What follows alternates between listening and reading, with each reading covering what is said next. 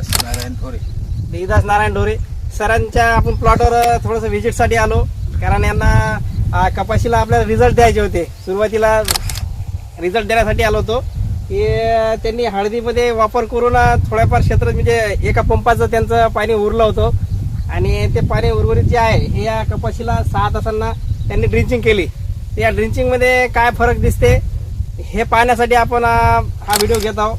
आणि हे मल्टीप्लायर नरोटे सरांच्या माध्यमातून यांना उपलब्ध करण्यात आलं होतं. तर तुम्ही या कपाशीला हे केलं ड्रिंचिंग केली त्याच्यामध्ये काय फरक जाणवते तुम्हाला? आपण बघू शकता मित्रांनो, हे ड्रिंचिंग केलेली कपाशी आहे. याला पात्याची संख्या आपण बघू शकता, फुटव्याची संख्या बघू शकता आणि या पानाची ग्रीनरी, पानाची साईज वगैरे जाडी जबरदस्त झालेली आहे. आणि फक्त एकच पंपाची ड्रिंचिंग केली 6 तासाला वापरली. आणि इथं जर शेजारी बघितलं तर या तासाला याला बघू शकता आपण, याला पात्याची संख्या कमी आहे, पानाची ग्रीनरी कमी आहे आणि फुटवा आणि हाईट जर बघितली, हा प्लॉट जर लंबा बघितला तर तुम्हाला हाईट लक्षात येईल व्हिडिओमध्ये की हाईट मध्ये खूप मोठा डिफरन्स दिसते.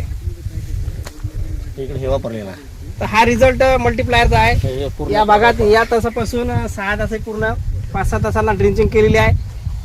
याची हाईट, फुटव्याची संख्या, पात्याची संख्या, पानाची साईज आणि पानाची संख्या पण, याला पानाची संख्या बघितली तर तुम्ही तर भरपूर पानं निघालेले आहेत. इथं पानं जर बघितलं तुम्ही तर पानं कमी दिसतात, पिवळे पण आहेत कपाशीमध्ये आणि पात्याची संख्याही कमी दिसेल.